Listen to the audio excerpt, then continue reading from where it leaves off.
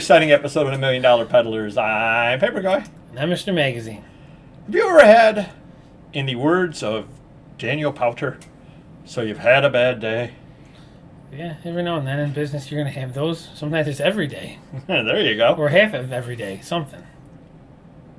What do you do when you're having a bad day and a customer comes in? I try to stay away from people as much as I can. all right. Honestly, I will let my manager or someone handle it or something. That's a solution. Unfortunately, sometimes my anger and bad day gets the best of me, and some people that I will be embraceful to, and like if it's a regular customer, I know dealing with him, no issues. We're always gonna come up with an agreement.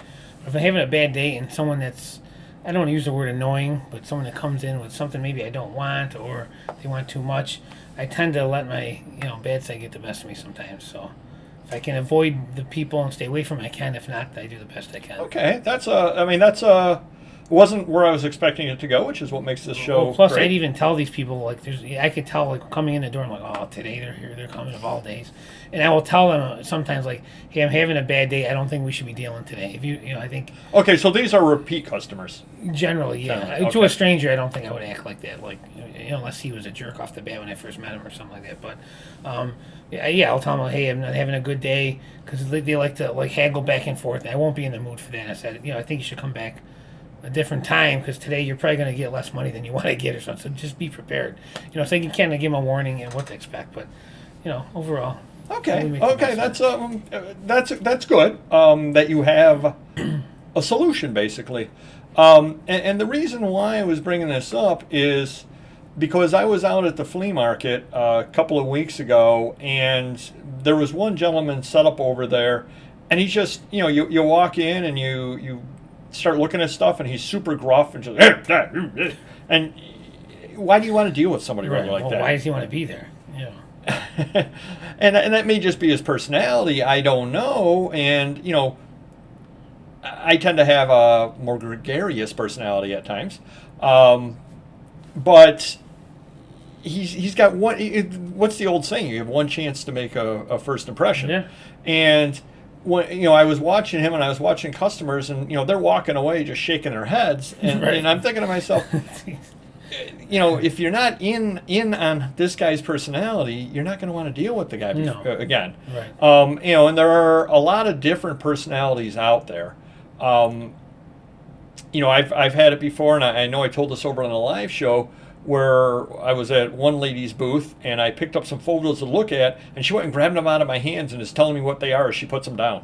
And it's like, well, it's kind of difficult for me to buy them if I'm not allowed to look. And she had them laying out. You're an adult. And what does she think you're going to start making paper airplanes out of them or tearing them up? Well, she also had them laying out, separated. It wasn't like they were in a bag. Yeah, I started opening the bag up, and it wasn't like, she has comic books laying out. She has this Amazing Fantasy 15, and I'm tearing it out of the paper. It's not anything at all like that. They were, sitting out among all other stuff that you could pick up. Right, yeah. And she went and did that, and I'm thinking to myself, okay, that's an odd way to make the sale, to grab it out of your customer's hand and put it down. Yeah. Without any explanation at all. You know what I mean? And like you said, it's not like it's something, a paper mache or something super fragile, right. And I'm a 7-year-old kid, and, it's $500, and I'm a 7-year-old kid trying to play with a globe, spinning it really fast. Okay, yes. There excuse me, do you mind not touching that? And understandably so. But the problem is sometimes you got to put on a false face, and sometimes you have to smile. Because you never know when you're gonna run into the person again, if you are, or if they just suddenly don't want to deal with you. And I'm gonna bring up something or other, and we've talked about this before, and we're not really sure what ended up happening, but there was that gentleman that passed away with the boxing stuff. Oh yeah. Boxing collection, and it ended up going to somebody else. And the rumor that we had heard was that he'd had a bad dealing with you at some point. And we have no idea at all what or why. Yeah, because I deal with dozens of people every week, and a lot of repeat customers for 5, 10, 20 years. Yeah. And I don't know how I rubbed them the wrong way or whatever, but I don't know. Yeah, and again, he may have come in and wanted guide price ×2 on something or other, because one of the problems too that you run into, and this is always one of the most delicate things to do, especially with an old-time collector, some of them do have prices in their head from the way things were 25 years ago. Yeah. And some things have gone up in value since then. Sure. And some things have gone down in value. Right. And one of the areas that I tend to stay away from buying a lot just because of that change in price are sports magazines. Yeah. You get the old-time dealers, and they're thinking... They used to be a lot of money in the 80s and 90s, $50, $100 for now they're $5, $10, $20. Exactly, Yeah. exactly. And so, you go around and you're starting to look at an old-time dealer stuff, and you're going, he wants $50 on that magazine, and that's a $12 magazine. Well, and like the condition, VG condition, good condition, and they used to be $50. Now they're $5. Yeah, $7, right. $10, Back in the day, the and condition. they wouldn't even believe you. You'd have to like print out, on eBay some. Yeah, they would think you're ripping them off, right, and then the whole problem comes in, and that's one area where it's really difficult because you're there looking, going, this is a $12 magazine. They want $50. Yeah. They want to sell it to me. I got to pay $3. I got to pay $2. I don't even make them the offer. You can't. You cannot make that offer. You cannot make that offer. Yeah. So that was my theory as to perhaps what happened. Perhaps he was an old-time boxing guy, and he thought the things were worth more than they were, and maybe you came in with a more realistic offer, and he didn't want to hear that. Sure. Who knows? Whatever it is. But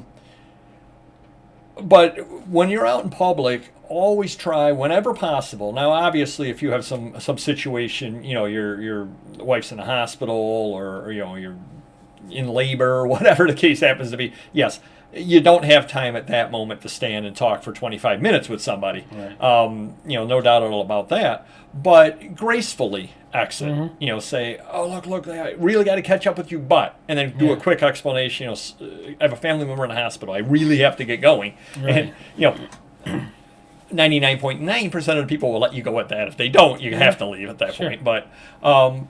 But just, you never know who's watching, and you never know if you might run into the person again. So always be respectful and always try to put on a smile. And as Mr. Magazine said, and it's not a bad idea whatsoever, let's say that I were driving down to the flea market, and I don't know if you've ever noticed this about Rochester drivers, but many of them cannot drive. Yeah, true. And no matter what day it is. So I'm driving down to the flea market, and I get behind people that don't know how to drive, and I'm getting cut off by people, and then I go for a parking spot, and somebody takes my parking spot, and then I got to park far away, and then I step out of the car into a puddle of mud, which definitely could happen.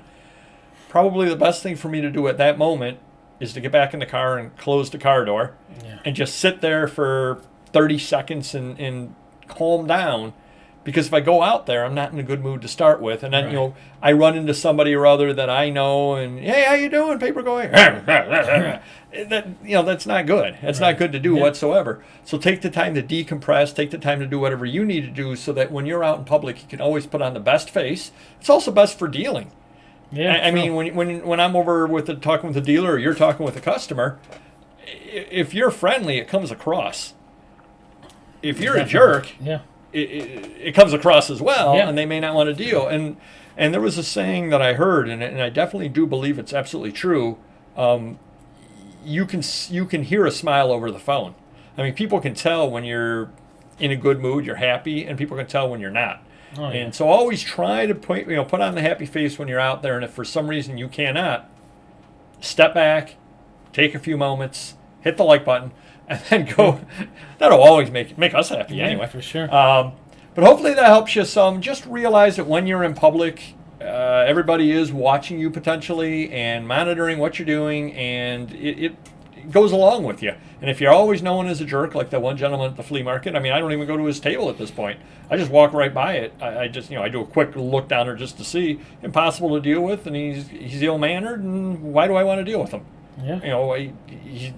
It's not like he's giving gold away for pennies. Exactly. Yeah. So do hit the like button, and we will see you next video. Take care. Bye-bye.